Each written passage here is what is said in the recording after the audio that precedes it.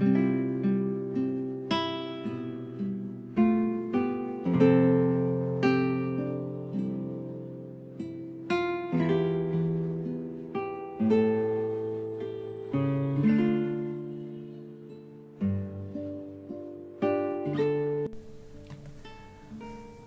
mabuting balita ng Panginoon ayon kay San Lucas. Nang araw ding iyon, ang dalawa sa mga alagad ay patungo sa isang nayong tinatawag na Emmaus. May 11 kilometro ang layo sa Jerusalem. Pinag-uusapan nila ang mga pangyayari.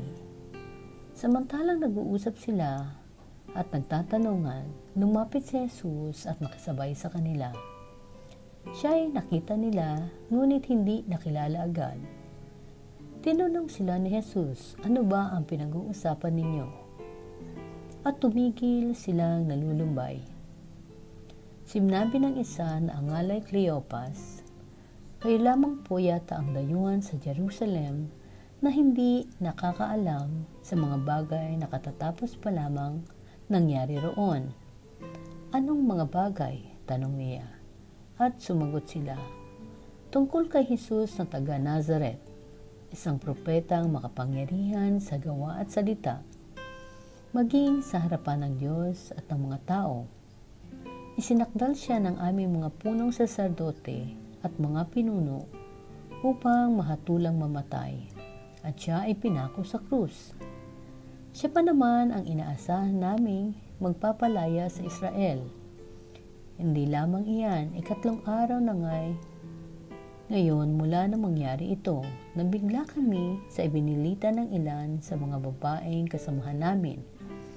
Maagang maaga raw silang nagpunta sa libingan at di nila natagpuan ang kanyang bangkay. Nagbalik sila at ang sabi nakakita raw sila ng isang pangitain. Mga anghel na nagsasabing buhay si Jesus.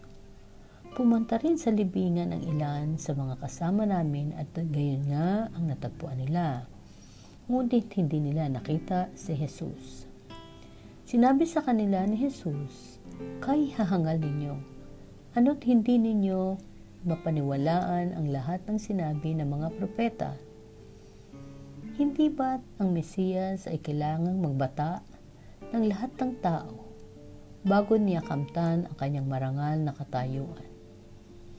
At ipinanawanag sa kanila ni Jesus ang lahat ng nasasaad sa kasulatan tungkol sa kanyang sarili, simula sa mga aklat ni Moises hanggang sa sinulat ng mga propeta. Malapit na sila sa nayon, kanilang patutunguhan, at si Jesus ay waring magpapatuloy pa ng lakad. Ngunit siya ay pinakapigil-pigil nila.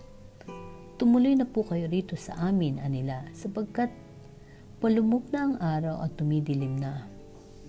Kaya't sumama nga siya sa kanila nang siya ay kasalo na nila sa pag. Dumampot siya ng tinapay at nagpasalamat sa Diyos. Saka pinaghati-hati at binigay sa kanila. Nabuksan ang kanilang paningin at nakilala nila si Jesus. Subalit ito'y biglang nawala at nawika nila. Kaya pala ganun ang pakiramdam natin habang tayo kinakausap sa daan at ipinapaliwanag sa atin ang mga kasulatan. Noon di tumindig sila at nagbalik sa Jerusalem. Naratnan nilang nagkakatipon ang 11 at ang ibang mga kasama nila na nag-uusap-usap. Muli ngang nabuhay ang Panginoon.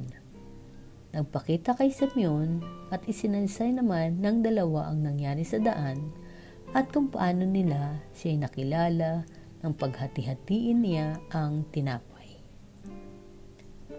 Ang mabuting balita ng Panginoon.